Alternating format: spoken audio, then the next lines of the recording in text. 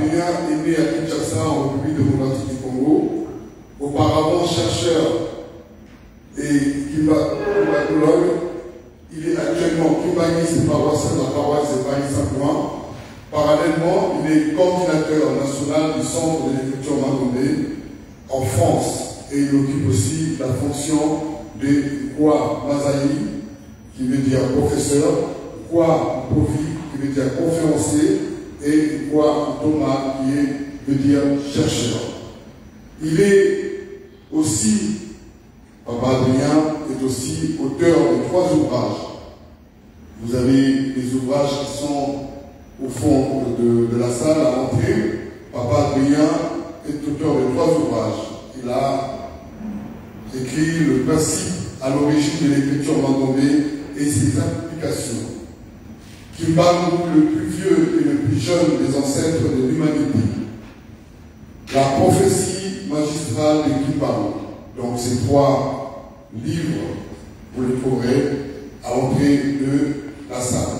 Et il va nous présenter le thème intitulé Mandongbe, naissance et évolution. Nous donnons la parole à Papa Théâtre Adrien.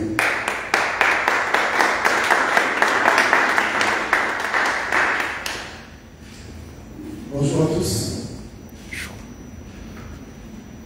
Avant toute chose, je tiens à remercier le révérend pasteur Papa Ansel Mbayouna, le bureau paroissial et puis toute la paroisse de Marie-Montagne qui nous ont accueillis aujourd'hui pour pouvoir animer une conférence sur le Mandongbe qui s'intitule, comme vous l'avez vu au tableau, et comme l'a bien si bien dit le présentateur et le modérateur, il s'intitule le Mandongbe évolution et rapport scientifique et culturel. Je ne suis pas grave, c'est une position, je suis juste un simple Longi, enseignant au Komazen, si je peux le préciser.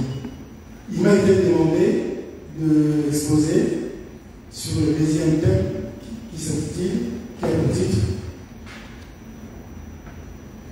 Naissance et évolution. Donc il s'agira de parler rapidement de la naissance de Mandongbe et de son évolution. Le Mandongbe est une œuvre prédite. Il a été prédit par Papa Saint-Louis en 1921 en Cameroun. Quand vous l'avez arrêté en 1921, à un endroit précis, le militaire qui m'a interpellé sont revenus au même endroit. Ils ont découvert une planche sur laquelle plutôt il y avait ces symboles. Au recto, la forme du chiffre 5, et au verso, la forme du chiffre 2. Alors, il en est vraiment l'inspirateur de Mandongbe. On lui posera la question. Voilà la photo. Il est déjà pris la photo. Au verso, au recto, la forme du chiffre 5, et au verso, la forme du chiffre 2. On lui posera la question, à quoi servent ces 2 symboles? Il dira, dans les années de l'avenir, mes enfants feront de merveilles avec ces 2 éléments, 2 symboles. Alors, 57 ans plus tard, en 1978, il est venu lui-même révéler ces 2 éléments auprès de Papa Wabeladio qui avait 21 ans. Et il nous a quittés le 4 avril 2013, et à son âme. Alors, comment a-t-il été au courant, ou bien ces 2 symboles qui ont été révélés? Tout cela a commencé avec cet acte de puissance que Papa Kimbangu a posé à ces jeunes hommes qui avaient le dernier endroit de Dieu.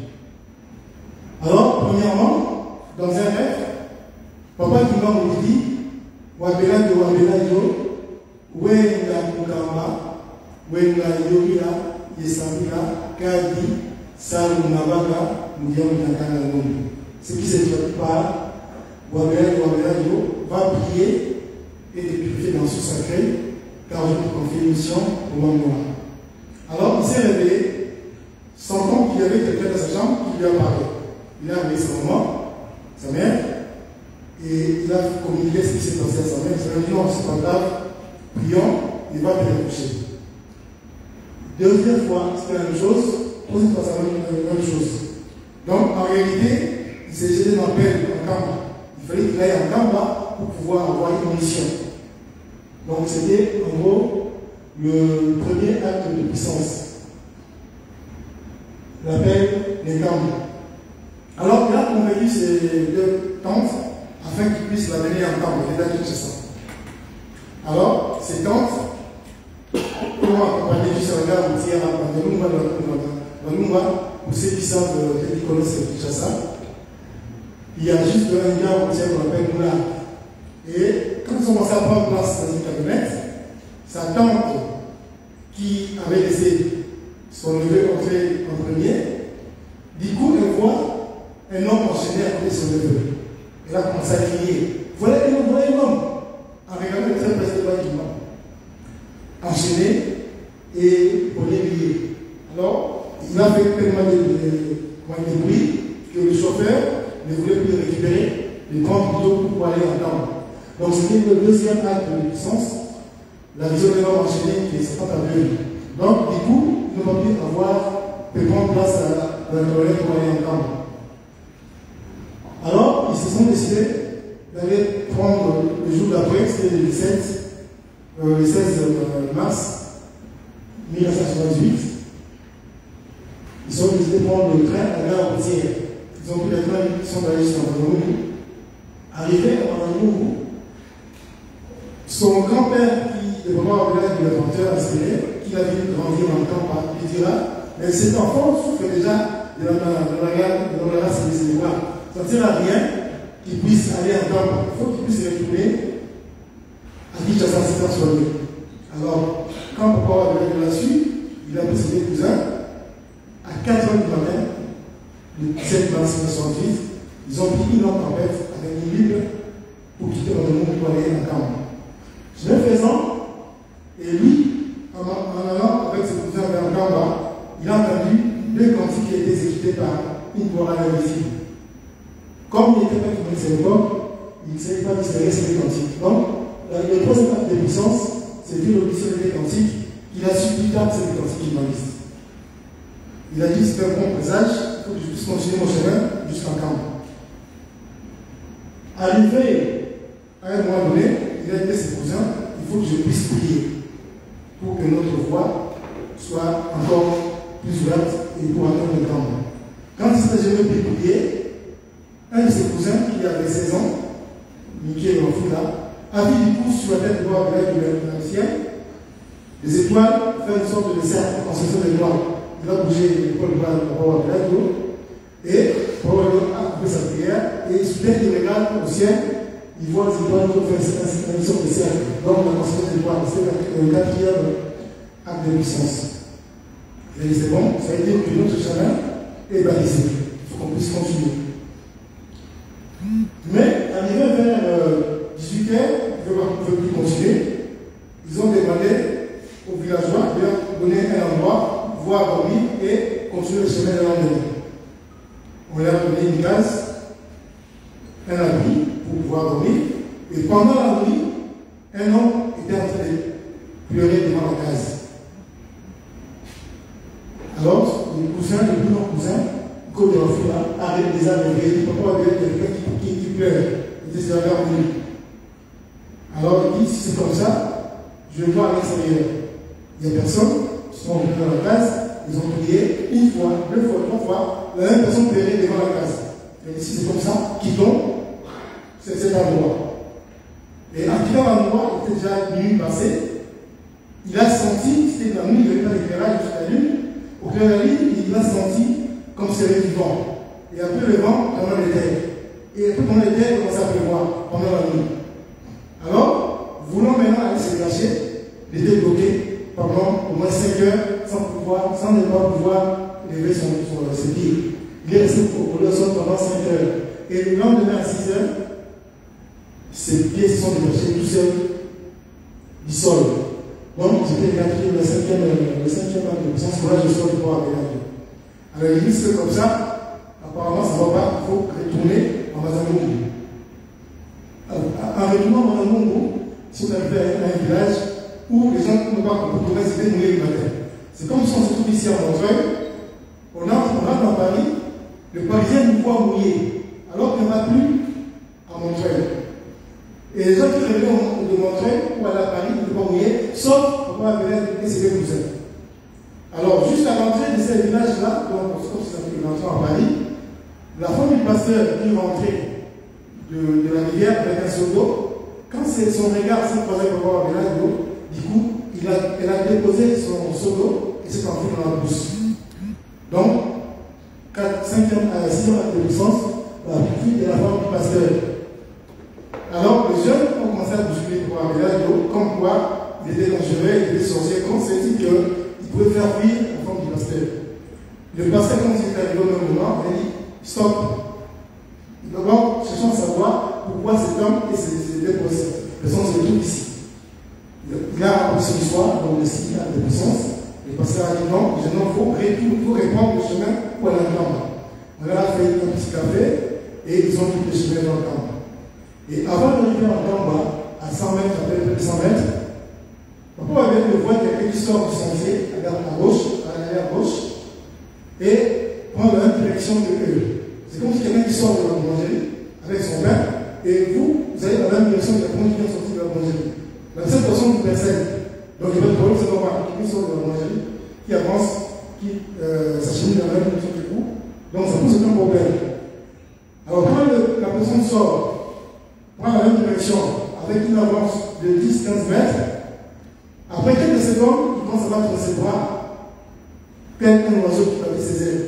Et du coup, il commence à monter au ciel. Pourquoi on commence à crier regarde cet homme, il vole. C'est pour ça que je ne voyais rien du tout.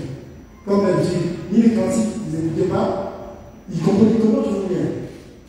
Et, arrivé là où se trouvent les sanctions avec le Kiongo, qu'on peut traduire comme un tas de mausolée, cette personne se fixe quelques instants et puis change d'autre bâtiment, il va dans un bâtiment d'une école en faisant l'extrémité gauche et droite. Et puis après, il monte, il disparaît dans les firmaments. Alors, à l'issue de ces 5 actes de puissance, il est entré en Gamba. À cette époque, papa de Roland, les années 3 n'étaient pas là parce qu'il était parti à tout ça pour voir la fête du 6 avril 1978. Alors, il avait reçu par la personne qui était sur place, papa Cassandre Latour. On l'a écouté, on l'a entendu, il a dit ce qui s'est passé, de cette acte de puissance, et on lui a dit bon, si c'est le cas, il faut aller te baigner dans tout ça. Il s'est baigné, peu de temps après, il est retourné dans un monde. Alors, voulant comprendre pourquoi ces actes de puissance, il est de voir le chef spirituel du vice-journaliste de papa Diané dans le bâtiment. Et quand je vais être le papa Diané dans le bâtiment, je fais vite. Papa Diané m'a dit, jeune homme, j'ai parcouru le monde entier et il y a une seule histoire que j'ai dans la Bible, c'est la femme de Lot plutôt, qui s'est transformée en colonne de sel. Si toi, tu es resté collé pendant 5 heures du temps au sol sans bouger et sous la pluie, c'est dit que tu as une mission pour tes frères. Donc, pour moi, il faut aller dans un endroit où ça va pas sourire, où tu vas facilement prier, où tu vas rencontrer avec les gens, et puis Dieu va te montrer ta mission. Alors, il s'est retourné en Gambie. C'était le mot d'ordre pour d'aller pouvoir prier pour pouvoir savoir exactement ce qui allait arriver. Alors, après ce conseil d'exhortation, le papa y avait un petit mois, il est parti, il a fait 8 mois de prière en Gamba, non, plutôt en Zanoukou. Alors, un bon jour, il s'est sauvé qu'à 18 heures pour manger. Un bon jour, il se réveille, il s'avance sur son lit, en regardant les bouts de briques, il se rend compte que la façon dont les maçons, agence de mine de briques, respectent sans se rendre compte les formes des chiffres 5 et 2. Donc il n'a pas compris, il a appelé ses cousins, il dit vous regardez la nuit de briques, vous voyez. Personne ne voyait quelque chose, sauf lui qui voyait que le mur avait 2 formes des chiffres 5 et 2 qui s'étaient mis à réserve. La nuit d'après, en se couchant, il a vu dans les rêves un insecte qui parcourait ses vêtements. Ses vêtements, il avait une chemise blanche et un pantalon noir. Et cet enceinte, c'est peut-être une liquide, un liquide noir, et était dessiné sous forme de chiffres 5 et 2. Alors, il s'est crié dans la nuit, toujours dans le rêve, une guétane table, c'est toujours le chiffre et chiffre. Il n'a toujours pas compris, et la nuit d'après, il voit papa qui avance vers lui, qui nous montre un document, tel que c'est marqué là-bas. Sur ce document, c'est marqué brevet d'expert matériel. Et les lettres étaient dorées et brillées. Papa qui lui dit, vous avez vu les chiffres secrets matériels. C'est avec ces deux chiffres que vous réaliserez tous ces dont vous aurez besoin pour votre bien matériel. Voilà là où a commencé le mystère de l'énigme de Magombe. Alors, voulant comprendre l'énigme de Magombe, il s'est mis à comprendre pourquoi ces deux éléments, comment va-t-il faire pour pouvoir arriver à déceler la mission qui lui a été donnée. Alors, on a commencé avec ces deux éléments qu'on prend de départ. Il a commencé à chercher les caractéristiques. En regardant de très près, le 5 dit à travers le mémoire n'est que la symétrie du 2. 2 n'est que la symétrie du 5. Donc, il a regardé une première caractéristique. Il remarque aussi que le 5 a, ou les deux, peu importe, 5 côtés. Le même 5 a deux parties, la partie supérieure et la partie inférieure. Ici, la partie supérieure et la partie inférieure, et même l'élément 5, où les deux a deux côtés, l'extrémité gauche et les extrémités gauche et l'extrémité droite. Donc, il a mis en place des caractéristiques. Mais de toutes ces caractéristiques, la caractéristique la plus importante, c'est la symétrie. Donc, il en a fait sa première étape de raisonnement, la symétrie. Après, au lieu que ce soit toujours 5 côtés, il a ajouté un 6e côté pour pouvoir trouver la deuxième étape de son raisonnement. Donc, l'étape composée. Maintenant, après, il a fait l'addition de l'étape simple et l'étape composée. Après avoir trouvé les 4 éléments de l'étape composée, ça lui a donné l'étape complexe. Et arrivé à l'étape complexe, l'addition d'éléments de l'étape simple plus l'étape composée, il trouve une clé.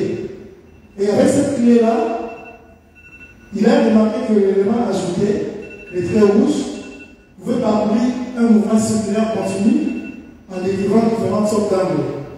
L'angle de 0 degré, c'est ici. Ça parcourt le moitié de l'angle de 45 degrés, ça disparaît. Je vais pas mettre comme ça pour expliquer. Imaginez que c'est téléphone, c'est 0 degré. Si je le mets comme ça fait 45 degrés. Si je le mets comme ça fait 80 degrés. Si le soleil est au-dessus et tape sur le portable, la distance de mon portable disparaît. Si je mets ici, l'extrême devient de moitié. Si je mets ici, l'extrême devient de total.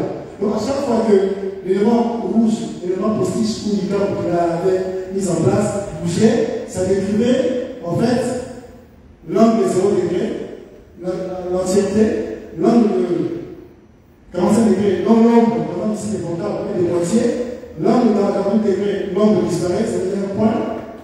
Donc ici, l'ombre disparaît.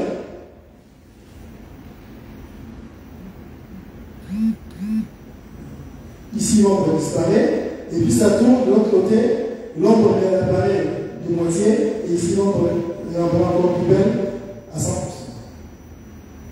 Alors, il a mis en place ces symétries de la première clé avec ses différents parcours, de clés. Et ils appellent ça les angles du temps, et on dit comme un voile. Alors, chaque clé avait un point de départ. Le point de départ, c'est là où il y a un point. Soit il commence par le bas, soit il commence par le haut pour écrire les angles de clé qu'il trouver. Il passe par ici, c'est par ces moyens pour sortir ici. Donc le point, c'est l'entrée, et ici, la sortie. Cette clé ou cet angle a pour symétrie l'autre. Et en commençant par le bas, l'autre symétrie, elle est là. Et de même, cette clé a pour rotation la deuxième colonne, et 7 mètres pour rotation, la troisième colonne. La quatrième colonne plutôt. De même avec les autres angles 0 degré, 45 degrés, 88 degrés, 135 degrés et 180 degrés. Toujours avec ces deux familles, la famille de 5 et la famille de 2, qu'il a appelé famille Ndouzi et famille Tigre. Alors, quand il est arrivé à ce moment-là, il ne savait pas quoi faire, il est reparti à la première étape où il avait joué le caractéristique, où il y avait la partie supérieure et la partie inférieure. Il fait rabattre la partie inférieure sur la partie supérieure, ça donne un petit carré. L'addition de ces deux carrés donne ces rectangles. L'addition de ces deux rectangles, ça donne ces symboles. Et en mettant les diagonales, ça donne ceci. Il appelle ça la grille étoilée ou la grille cône. Et de cette grille, il y en a sorti des graphes. Par exemple, ceci.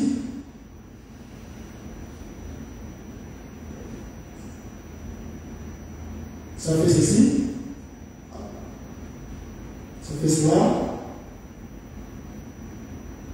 Et voilà, donc il y en a sorti 5 graphes. Et ces 5 graphes, en réalité, ce sont des lettres, des voyelles. Donc il a trouvé la voyelle A, E, I, O et U. Alors, comme il avait trouvé des angles avant, il s'est dit, je vais associer mes voyelles avec les éléments que j'ai trouvés au premier niveau, les angles. Alors, il s'est dit, mais ce sont des consonnes. Ici, c'est là que j'ai tous les données. Donc, je vais retrouver toutes les consonnes de l'alphabet. Ici, nous avons en première ligne les consonnes D, B, G, F. En deuxième ligne, consonne M, K, P, M. En troisième ligne, consonne V, M, P, S. Et en quatrième ligne, consonne W, R, W, Y et Z. Alors, il a aussi nommé les autres consonnes, mais le problème c'est que, comme la langue de la version d'écriture, c'était le Kikongo, en Kikongo, il n'y a pas la lettre Q, il n'y a pas de lettre X, ni C, ni J. Donc on a considéré que les 16 lettres, les 7 premières lettres. Alors il suffit seulement de rattacher les lettres qu'on appelle les consonnes et les lettres qu'on appelle les voyelles pour pouvoir trouver, pouvoir écrire et lire. Par exemple là, en associant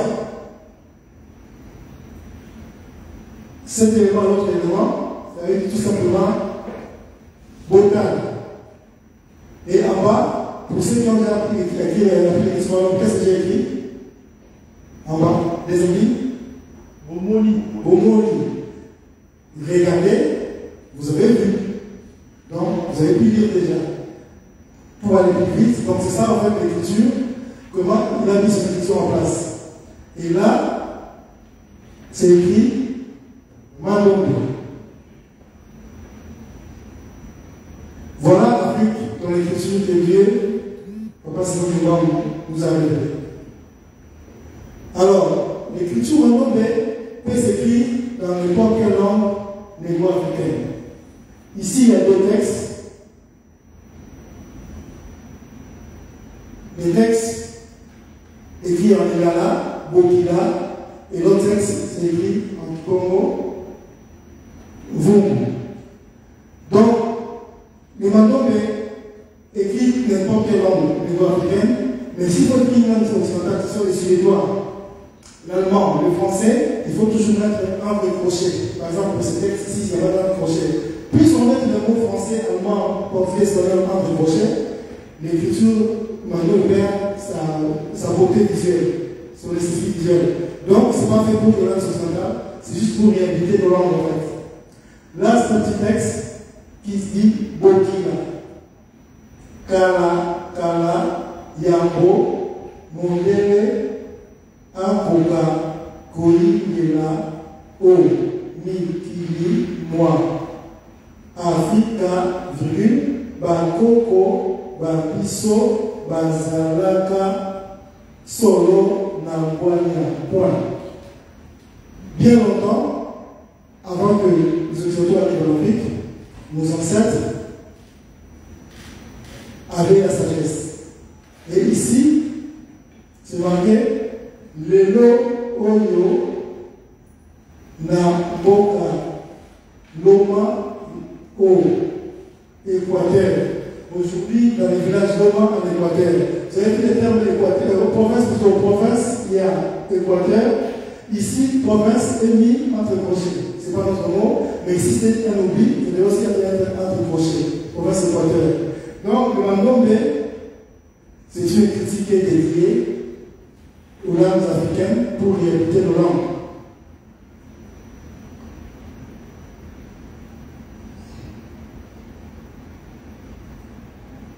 Le Mandongue est déjà enseigné partout, ça c'est un collège à Pont-Soir. On enseigne le Mandongue, mais on peut enseigner à l'université du Mandongue un peu partout. C'est une des sociétés de Mandongue. Ici, on a un mot, c'est écrit Barbeau. Si on prend Barbeau, on demande à un enfant né en Allemagne, on dira, on va dire bicyclette. Mais ici, c'est pas une motocyclette. Ici, c'est moto. Être humain, on peut trouver des consonnes avec lesquelles on attache des voix. La première étape du raisonnement, c'est de voir la pamba en ajoutant le sixième côté,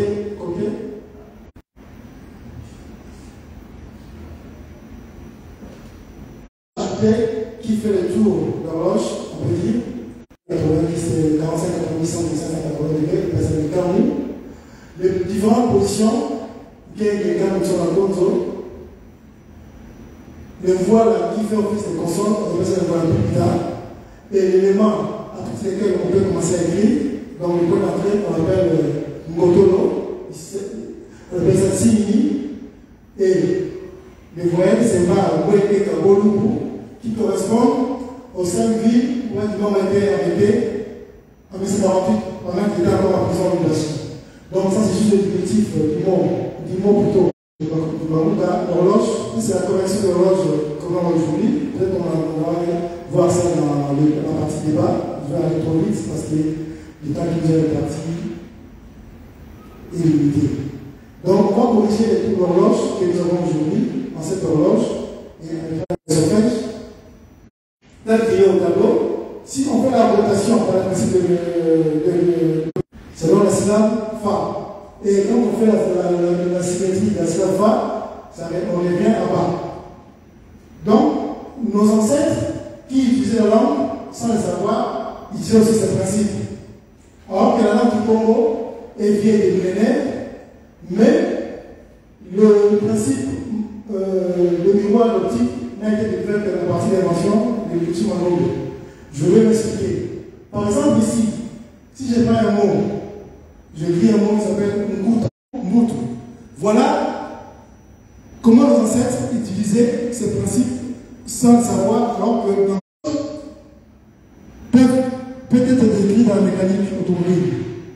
Alors, il s'est dit, ici, le piston est assis au point bas après avoir aspiré, c'est-à-dire après avoir admis l'air frais, l'adduction comme étant du moteur.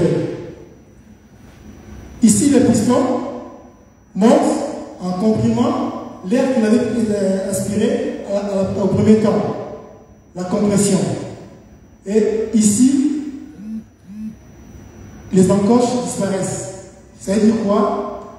Les soupapes se ferment. Alors, quand les soupapes se ferment, qu'est-ce qui se passe? Il n'y a plus d'entrée ni de sortie du mélange gazeux dans la chambre à combustion. Et c'est pendant ce temps-là que le carburateur envoie le mélange gazeux dans la chambre à combustion et la bougie lance des étincelles. Qu'est-ce qui se passe? Il y a une augmentation, enfin les étincelles créent une brûlure, il y a une augmentation des volumes d'air dans la chambre à combustion et ça explose, l'explosion 80 du moteur. Et ici, le piston ne pouvant supporter le poids du moteur, le piston puisse en bénéficier et qu'il puisse influer dans notre environnement, il faut que nous puissions passer de l'implication ou des implications aux applications. Mais pour le faire, il faut qu'on puisse travailler dans les centres de recherche. dans les laboratoires d'instituts de recherche pour y arriver. Là, qui sont des applications comme l'écriture, comme là, maintenant, qui sera développé après moi, tout à l'heure, comme le calendrier et certaines trouvailles au niveau de la science maintenant. Donc, il nous faut des réalisations. Avec ces réalisations, on aura des retombées scientifiques fiables. En résumé, nous partons du principe maintenant qui était découvert par le milieu de briques.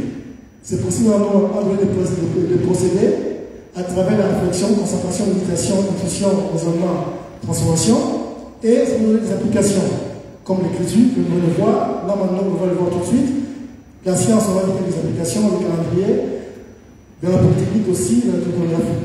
Donc, il faut maintenant innover, passer à la mise en pratique, aboutissant une utilisation effective par la population, afin que nous puissions réellement avoir le développement scientifique et technologique et faire la production matérielle en grande quantité de ce qu'on va retrouver dans le domaine de la science, de la construction.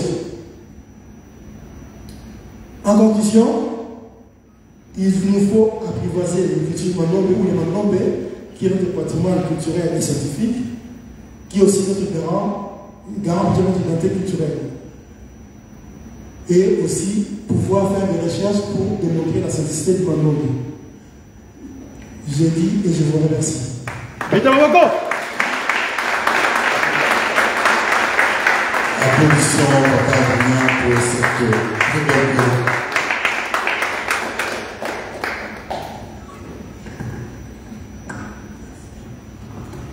Merci beaucoup, Papa Adrien, pour cette présentation très riche. Nous continuons toujours dans nos présentations. Alors, vous avez un peu l'impression qu'on est en train d'enchaîner sans pour autant prendre le temps de pouvoir échanger. Pour ceux qui sont arrivés après, on a dit que nous poserons les questions à la fin. Lorsqu'on aura notre échange de débat, c'est là où nous allons poser les questions. Donc là, pour l'instant, nous continuons dans la présentation de nos intervenants. Nous avons le papa secrétaire général qui est à Kinshasa, qui nous attend, donc qui sera en visioconférence avec nous tout à l'heure. Nous allons donc continuer pour l'instant avec papa Paul Makaki, qui va nous présenter